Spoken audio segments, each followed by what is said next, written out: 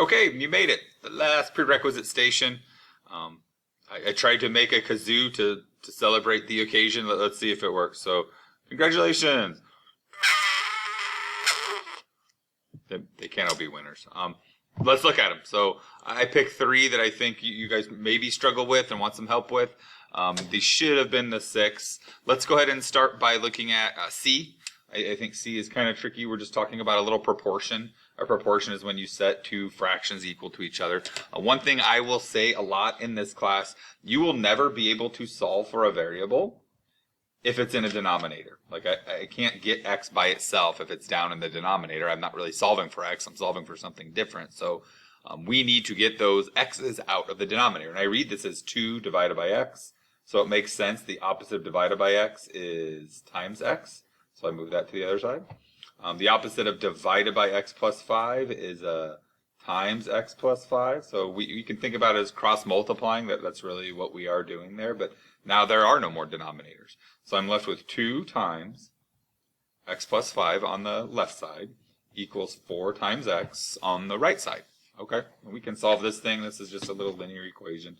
I will distribute and get 2x plus 10 equals 4x. I'll subtract 2x from this side, and I'll subtract 2x from this side. So we'll get 10 equals 2x, 4x minus 2x. And then finally, we'll divide by 2. X should be equal to 5. Awesome. Not too bad. It looked tricky. It looked like something maybe we couldn't handle, but we absolutely could handle it. Next one, let's talk E. E looks like it could be tricky. It's not, but if you haven't seen it in a while, maybe it is. So I have the square root of x plus 5. And then I'm going to take 5 away from that and be left with 5. Lots of 5s there. We are going to, yes, the ultimate goal is to isolate x. But before we can do that, we need to isolate the square root symbol. So I'm going to get the square root symbol by itself simply by adding 5 to the other side. So I'll get the square root of x plus 5 equals 10. Okay. So now the square root of something has to equal 10. Well, the square root of 100 equals 10. But I digress. Let's go back to, I can undo this. I can get rid of a square root by squaring both sides of my equation. So if I square both sides of my equation, those are going to cancel out, a square root and a square. And then I'm left with 100. Subtract 5 from both sides, and we would get 95. So there's our second one. And then the last one I thought that maybe, possibly could trip us up. How about F? F looks kind of scary. We are trying to equate fractions here. I'm trying to get all these fractions. The sum of these 2 fractions equals this fraction. Anytime we're adding 2 fractions, we're going to need to get a common denominator with all these.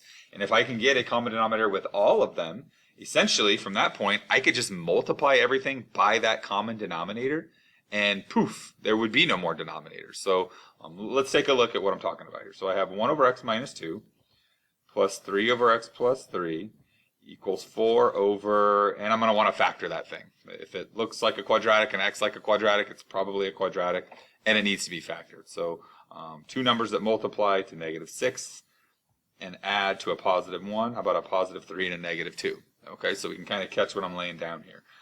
Here, this is going to be my common denominator. My common denominator needs an x plus 3 and an x minus 2. This one has the x minus 2, but it's missing the x plus 3. So I'm going to multiply the top and bottom by x plus 3.